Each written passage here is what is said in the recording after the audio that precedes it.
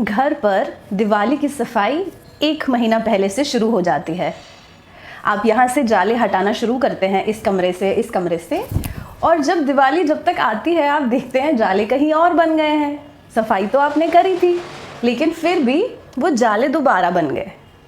मैं आपसे क्या कहना चाह रही हूँ कि आपने जालों को तो साफ़ कर दिया, लेकिन जाले बन क्यों रहे थे, उन मकड़ों को ख़त्म नहीं किया। वो तो कहीं और जाके घर बनाएंगे ना। मैं ये क्यों समझा रही हूँ आपको? जो कारण है, जब तक आप उसको ख़त्म नहीं करते, वो सिम्टम्स आपको बाहर दूसरी जगह दिखाई देते रहते हैं। कितने लोग हैं जो प्रोक्रेस्टिनेशन से पीड़ित हैं? मैं समझा भी देती हूँ प्रोक्रेस्टिनेशन मतलब क्या। प्रोक्रेस्टिनेशन मतलब जो काम हमें अर्जेंटली करना चाहिए और आपको एहसास भी है कि करना चाहिए, आप उसको टालते रहते हैं, कल के लिए, अगले हफ्ते के लिए, अगले महीने के लिए।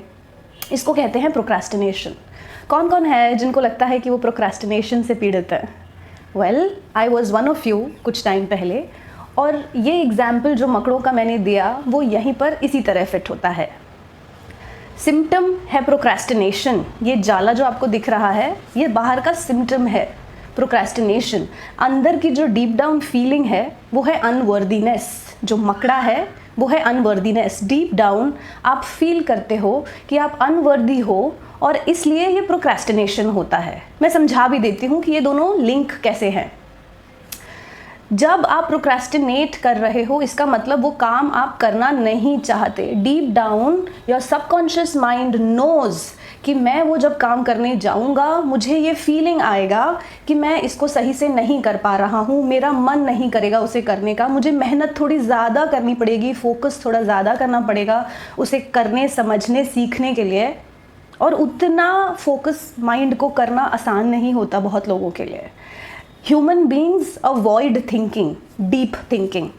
वो काम जो आसानी से हो जाएं, उन्हें वही करना अच्छा लगता है। चाहे वो सोशल मीडिया स्क्रोलिंग हो, चाहे वो यूजलेस गेम्स हों जिसमें दिमाग ना लगाना पड़े। Human beings, Mankind avoids thinking. जो इंसान थिंकिंग कर ले जाता है, डीप थिंकिंग, वही सक्सेसफुल भी हो पाता है। So all these games which are making us lazy is actually a way to push, which is a कारण है जिसकी वजह से ये procrastination as a habit build भी हो रहा है। इमीडिएट गेन के लिए हम लोग लॉन्ग टर्म गेन को भूल जाते हैं।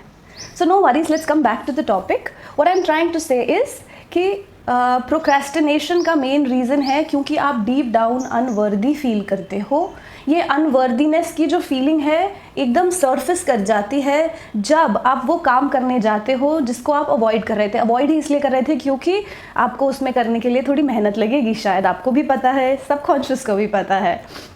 और वो फीलिंग कि आप को मेहनत करनी पड़े, थोड़ा अनकंफर्टेबल फील करो, उसको अवॉइड करने के लिए आपका सबकॉन्शियस उसको प्रोक्रेस्टिनेट करता है, बाद में कर लेंगे।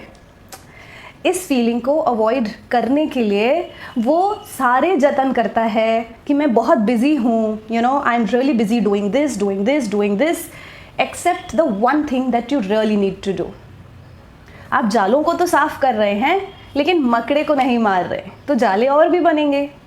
So this is the little message I am leaving you with. Please अपने आप को अनकंफर्टेबल करिए। जो काम करने में आपको सबसे ज़्यादा डिस्कम्फर्ट फील हो, सबसे ज़्यादा ग्रोथ आपकी वहीं से आने वाली है, ये याद रखिएगा। एक बार उस डर को ओवरकम कर लिया, उसके बाद there is growth and growth. वो लर्निंग जब आपको मिल जाएगी, वो डर आपका चला जाएगा, प्रोक्रेस्टिनेशन ख़त्म हो जाएगा, right? The only way to overcome fear is going through it. आसपास अवॉइड करने का कोई रास्ता ही नहीं है। जब तक आप अवॉइड करते रहेंगे, वो पहाड़ आपके दिमाग में बड़ा होता चला जाएगा। So please, if you really want to grow in life, if you feel कि सक्सेस आपको उतनी नहीं मिली जितनी आप डिज़र्व करते हैं, आप वहाँ नहीं पहुँचे अब तक जहाँ आप पहुँचना चाहते हैं, तो ऐसे कुछ एरियाज़ हैं आपके लाइफ में जिसको आप प्रोक्रेस्टिनेट कर रहे हैं, उनको मत करिए आगे से। Just take it head on, bag on, life is waiting for you, right? उन मकड़ों को मारिए और मेरे साथ अपनी सक्सेस स्टोरी शेयर करिए। I would love to hear them. By the way सुबह से 5 मकड़ी मार चुकी हूँ और 2 चूहे पकड़ चुकी हूँ. Happy Diwali people, this is what Diwali is, maybe being at home.